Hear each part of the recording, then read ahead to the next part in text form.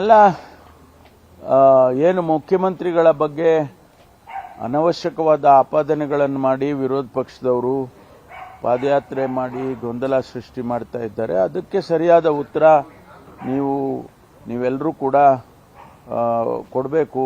ಪ್ರತಿಯೊಬ್ಬ ಸಚಿವರು ಕೂಡ ಅದರ ಬಗ್ಗೆ ಮಾತನಾಡಬೇಕು ಅಂತ ಹೇಳಿದ್ದಾರೆ. ಅದನ್ನು ಈಗಾಗಲೇ ನಾವೆಲ್ಲ ಮಾಡ್ತಾ ಇದ್ದೇವೆ. ನಮಗೂ ಕೂಡ ಅವರ ಪಾದಯಾತ್ರೆ ಎಲ್ಲೆಲ್ಲಿ ಮಾಡ್ತಾ ಇದ್ದಾರೆ ಅಲ್ಲಿ ಅದರ ಹಿಂದಿನ ದಿವಸ ನಾವು ಹೋಗಿ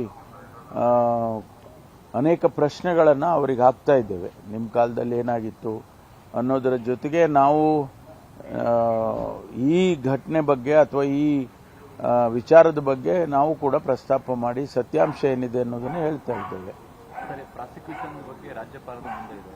ಸೊ ರಾಜ್ಯಪಾಲರು ನಡೆ ಮೇಲೆ ಏನಾದರೂ ಹೋರಾಟದ ಪ್ರಶ್ನೆಯಿಂದ ಈ ಕಾನೂನು ಪ್ರಕಾರ ಏನ್ ಮಾಡಬೇಕೋ ಈಗ ಅವರು ನಮಗೆ ವಿಶ್ವಾಸ ಇರ್ತಕ್ಕಂಥದ್ದು ಕ್ಯಾಬಿನೆಟ್ ಅಡ್ವೈಸ್ ಏನ್ ಮಾಡಿದೆ, ನೀವು ವಾಪಸ್ ತಗೊಳ್ಳಿ ಶೋಕಾಸನ್ನ ಮತ್ತು ಆ ಪ್ರಾಸಿಕ್ಯೂಷನ್ಗೆ ಏನು ಕೇಳಿದ್ದಾರೆ ಅಬ್ರಾಮ್ ಅದನ್ನು ರಿಜೆಕ್ಟ್ ಮಾಡಿ ಅಂತೇಳಿ ನಾವು ಆಸ್ ಎ ಕ್ಯಾಬಿನೆಟ್ ಅಡ್ವೈಸ್ ಮಾಡಿದ್ದೀವಿ ಗವರ್ನರ್ಗೆ. ನನಗೆ ವಿಶ್ವಾಸ ಇರತಕ್ಕಂಥದ್ದು ಒಂದು ಕ್ಯಾಬಿನೆಟ್ಟು ಗವರ್ನರಿಗೆ ಸತ್ಯಾಂಶವನ್ನು ಹೇಳಿ ನೀವು ಇದನ್ನು ಸರಿ ಇಲ್ಲ ಅಂತ ಅಡ್ವೈಸ್ ಮಾಡುವಾಗ ಅದನ್ನು ಮೀರಿ ಅವ್ರು ಮಾಡ್ತಾರೆ ಅಂತ ಹೇಳಿ ನನಗೆ ಅನಿಸೋಲ್ಲ. ಅವರಿಗೆ ದತ್ತವಾದಂಥ ಅಧಿಕಾರ ಇರ್ಬೋದು, ಆದರೆ ಕ್ಯಾಬಿನೆಟ್ಟಿನ ಅಡ್ವೈಸನ್ನು ಅಷ್ಟೊಂದು ಸುಲಭನಾಗಿ ಅವರು ರಿಜೆಕ್ಟ್ ಮಾಡಲ್ಲ ಅಂತ ಅಂದ್ಕೊಳ್ತೀನಿ.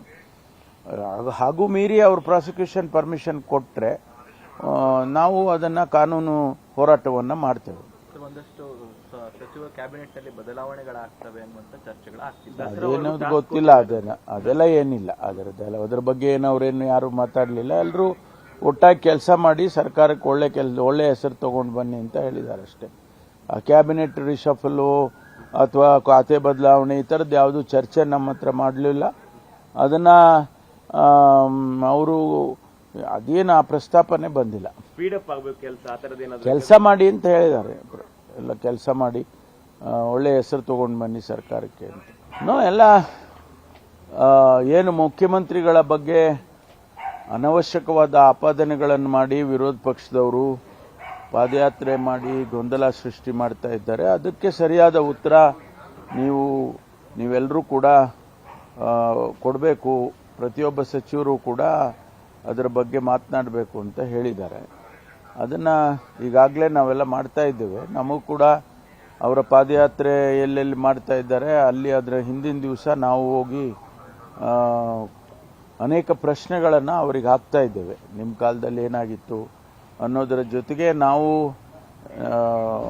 ಈ ಘಟನೆ ಬಗ್ಗೆ ಅಥವಾ ಈ ವಿಚಾರದ ಬಗ್ಗೆ ನಾವು ಕೂಡ ಪ್ರಸ್ತಾಪ ಮಾಡಿ ಸತ್ಯಾಂಶ ಏನಿದೆ ಅನ್ನೋದನ್ನು ಹೇಳ್ತಾ ಇದ್ದೇವೆ. ಪ್ರಾಸಿಕ್ಯೂಷನ್ ಬಗ್ಗೆ ರಾಜ್ಯಪಾಲರ ಮುಂದೆ ಇದೆ. ಸೊ ರಾಜ್ಯಪಾಲರು ನಡೆ ಮೇಲೆ ಏನಾದರೂ ಹೋರಾಟದ ಪ್ರಶ್ನೆಯಿಂದ ಈ ಕಾನೂನು ಪ್ರಕಾರ ಏನ್ ಮಾಡಬೇಕೋ ಈಗ ಅವರು ನಮಗೆ ವಿಶ್ವಾಸ ಇರತಕ್ಕಂಥದ್ದು ಕ್ಯಾಬಿನೆಟ್ ಅಡ್ವೈಸ್ ಏನ್ ಮಾಡಿದೆ, ನೀವು ವಾಪಸ್ ತಗೊಳ್ಳಿ ಶೋಕಾಸನ್ನ ಮತ್ತು